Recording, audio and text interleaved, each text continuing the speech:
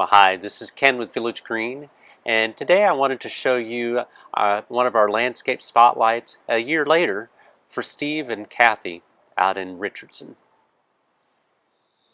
So this landscape was installed, about a year and a half ago, and one of the reasons I like to do these videos a year or two later is I know it's really hard for people to take a design, or even once we've installed the landscape, to look at it and say, oh wow, I know what this is going to look like. So I think it helps to have an idea of what a more established landscape looks like. So this one, the plants in the front here, those are variegated sedge. That's that cream-colored grass, very, very hardy. In front of that are flirt nandinas, which turn a nice reddish color. They'll get probably a few more inches tall. This tree that was established. That's a Japanese maple, and then underneath it, these are abelias. And then that spotted plant is kind of a fun one to use. This is called leopard plant, and that'll get a few more inches tall.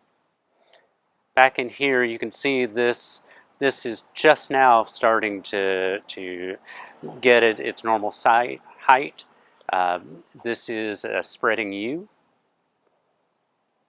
And then this here, and then on the other side of the flagstone patio, that is a holly fern. And then in the back of that's cast iron plant, also called aspidistra. It'll get more full. It's going to fill on in. This one, that is probably the most shade tolerant plant that we have available to us. It works really well in the heavy shade. And then you can see as a backdrop, we have used the blooming plant back there is called an oak leaf hydrangea. That it's probably half of its height so far. It'll get bigger. You can see it has those beautiful white blooms on it. It is the most drought tolerant hydrangea that we have.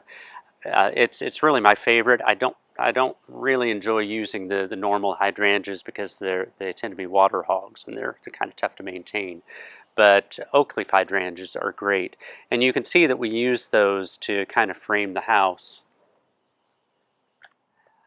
Now that I'll put in some before pictures, but now this flagstone patio that's in front yard really fits in nicely. It looked kind of big, a little bit overpowering at the very first, but now it's just a nice natural setting, very inviting for people to be able to enjoy.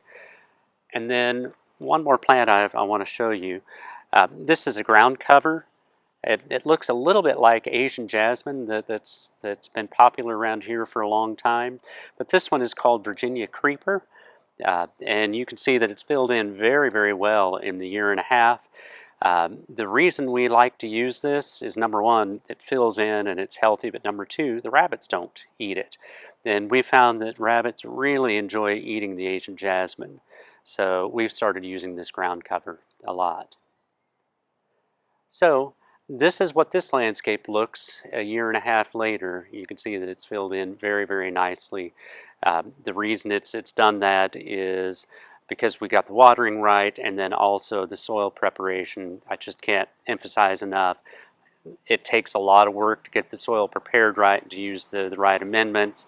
Once you do that, though, it gives these plants the healthy start that they need. So this is Ken with Village Green. If you like these videos, please subscribe to our YouTube channel and send them on to your friends and family. Village Green, growing plants, growing people, and growing relationships.